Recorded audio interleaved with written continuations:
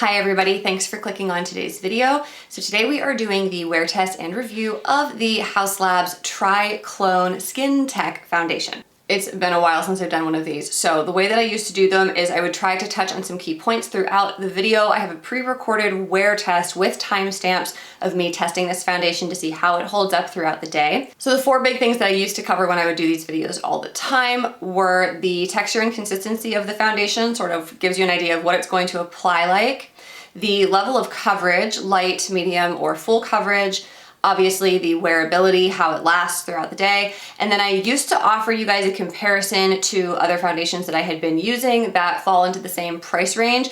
I think we're probably gonna have to skip that one for today because it's been a while since I've been testing foundations, and I can honestly tell you that when I used to wear a bunch of different foundations all the time, there was never anything quite like this that I used.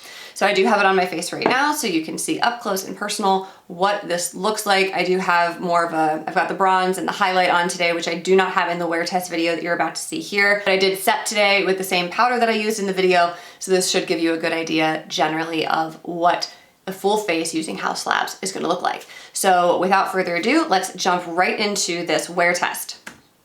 So all I have on right now are my usual skin prep products.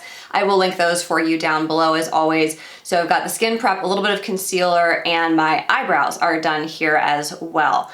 So we're gonna go in. I am in shade Light 100 with this. You can see pretty liquidy foundation. It's not real thick, it's not super creamy. It is running down the back of my hand. So this is the Haus Labs foundation brush, which I mentioned in my haul video earlier this month that I did go ahead and buy. I am liking it so far. It's not quite the same as my Look Fantastic foundation brush that I have used for the last several years that you guys have been asking me about, which they no longer sell, but this is very, very close. Blended out really nice, very easy to blend in, move around, get a nice even level of coverage. That said, it is a very medium coverage foundation. It's not something that I tried to build up too heavily because it is supposed to look like a second skin. I'm zooming you in here so you can see a little bit more closely, particularly around the laugh lines on my face. Very bouncy, very skin-like, nothing super mattifying, nothing that's clumpy or caking. But you can see on the lower part of my face there where I have sort of like those bluish veins that I usually try to cover up. You can definitely still see those, which is why I'm calling this a medium coverage foundation and not full coverage. So I'm setting this with the Beauty Blender Bounce powder. That is in the shade Buff. That's also what I have on my face right now. I'm throwing on a little bit of mascara, and I think I threw on the Black Honey lipstick from Clinique. This one, just a quick sidebar, I find that when I put it on super heavily, the pH color changing effect gets too dark, but like a little kiss of it, like I put on in this video, was really happy with. So the first timestamp, this happened at 9:07 a.m. Came back, I try to check in about every 3 hours, a little bit short of 3 hours here, but really happy with the overall impression. I'm gonna zoom you guys in here so you can really see up close. 3 hours for me is usually pretty good. It's not a lot of change is happening. It looks pretty much exactly the way it did when I first applied it. So here, just another, you can still sort of see the lack of coverage on the lower part of my face, but on the apples of my cheeks where you usually are gonna get those pores and where you have the oil production starting up on the forehead and in the T-zone, it still looks really good, really well settled in, looking like a second skin. About 3.5 hours later here, coming back, I think I'd left the house to run some errands at this point. So we're going on a little over 6 hours, and usually at this point, I'm getting oily. You guys know I have oily skin. Things are starting to cake or settle into pores a little bit. This is still looking beautiful. Even there, I'm showing you guys where my smile lines are, where my laugh lines are. This is where I would expect to start seeing the foundation either breaking down or settling into those lines, and I wasn't really seeing that with the Haus Labs. So I am gonna go ahead and do an oil blot here. I ordinarily would. I didn't really feel like I had to, and you'll see on the sheet here, not a ton of oil came off compared to what you guys have seen on a foundation wear test for me in the past. So again, I think we were about 2.5 hours here, not quite the full 3 that I would have preferred. I definitely felt like I was starting to lose coverage a little bit at this point. You can see there, particularly around those most mobile parts of my face, where the foundation is going to be breaking down.